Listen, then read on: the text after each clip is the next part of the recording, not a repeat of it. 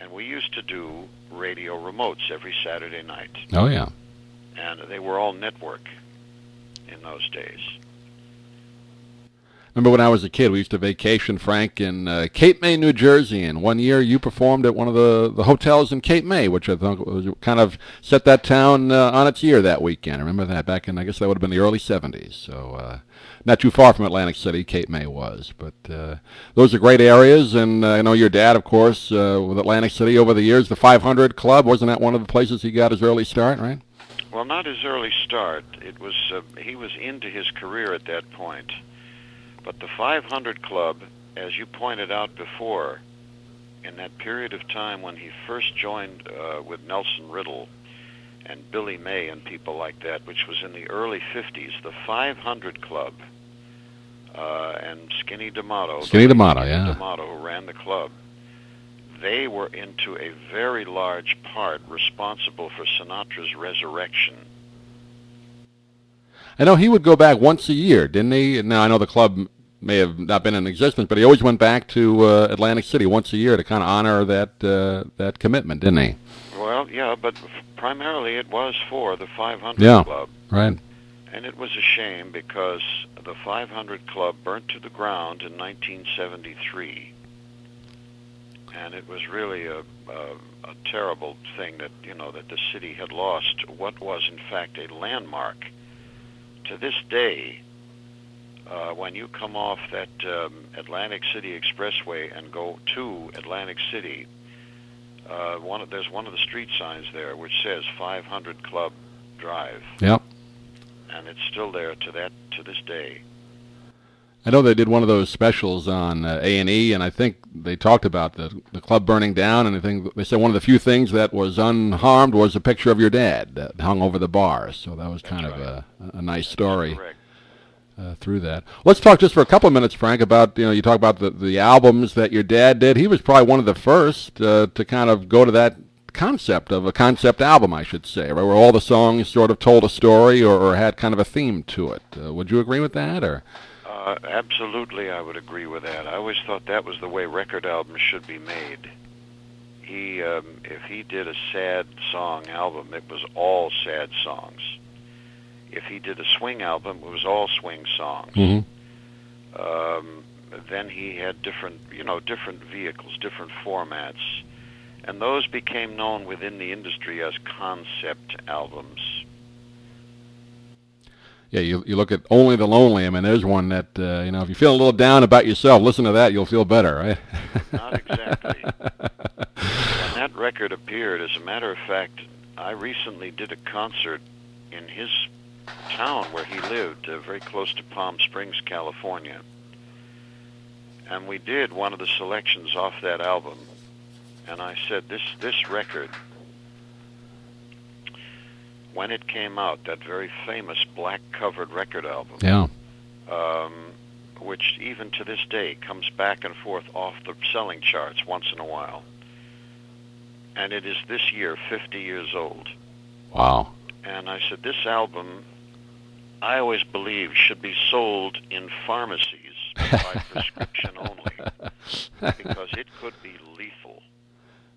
Yeah, honest to God, lethal. It depends on your mood. You're right. Yeah, you got to be in the right mood for it. But it can be cathartic, though. I've listened to it at times when you're feeling a little down or feeling like you need to hear it, and it helps. So yeah. But you're right about that. You got to be in the right mood. When that record first appeared 50 years ago, I was a teenager, and I had just broken up with my first real girlfriend. And that record album about killed me.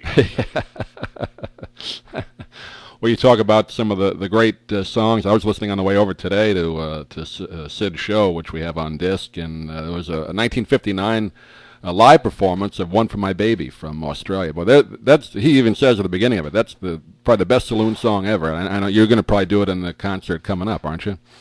I believe it is on the menu. Yeah. That's a song and a half, isn't it? I mean, there's one that'll make you feel either good or bad, depending on your mood as well, right? That came from, I think it was about 1940. There was a movie called Roadhouse, and that was a song, I think, that Harold Arlen had written before Roadhouse. And my father never made absolute use of that song until the early 1950s, at which point he joined forces with a musician from Brooklyn, New York, a pianist named Bill Miller. Oh, yeah. And Bill Miller invented the sound of the saloon piano that's been so synonymous with that song, with Sinatra, all these decades. And in 1998, when we began the Sinatra Sing Sinatra show, Bill Miller came out of retirement and was traveling on the road with me. And Bill played that for me. I used to do that. I would get some chills sometime when Bill Miller would sit there and play that for me, as he had for his pal Frank Sinatra beginning back about 1952. Wow. And Bill Miller was playing that for me up until he got sick when we were in Montreal, Quebec, in 2006. And Bill was taken ill and eventually died that summer. He was playing that for me up till 2 summers ago, when he finally died nearly at 92 years of age. Yeah, just that first couple of notes, once you hear them, you know it. You know what's coming, and you know it's going to be great the next, whatever it is, 4 or 5 minutes of that song. It really is a performance song, though, isn't it, Frank? It's not just one you sing. You really perform that song, right? Oh, yes. When they used to do it just with the piano. And when they got ready to make that record album that you mentioned a few moments ago, that Only the Lonely album, when they got ready to make that album, Nelson Riddle recorded Bill Miller playing it for Frank Sinatra. And he wrote the string orchestration around Bill's piano rendition, which is the last song on Only the Lonely. And to this day, it works, even now. Oh, yeah. Yeah, tremendous. The thing that strikes me so powerfully about that song and Bill's saloon-style piano is that it is so totally American. Regardless of where I've been in our country, which is a big country, I mean, in the New England states, in the Great Lakes states, in the Piedmont, in the Appalachian states, in the southern states, both the border southern states and the deep southern states in Texas, in the great Northwest. I mean, anywhere in this country, you could turn on the radio, and regardless of the usual type of music that people listen to locally, even, the country music areas, the rock music areas, you name it, you will hear that song coming through the radio speaker. It is so totally American. You see what I'm trying to say? Oh, yeah, no question about it, yeah. Yeah. You wouldn't, any other country, you would have to say, that is America. Well, it's purely American. I mean, it just had that feel to it, It's great. Well, that was really it. Well, I know you had a chance the last few years of your dad's performing life to go on the road with him and conduct the orchestra. That must have been very fulfilling for you. It was a learning experience. I was his musical director for the last 7 years that he performed. Yeah. And now I look back on it, and it's like it never happened. It's like it was a dream. It was like the whole 7 years went by in 7 minutes. Isn't it funny how your mind plays tricks on you like that?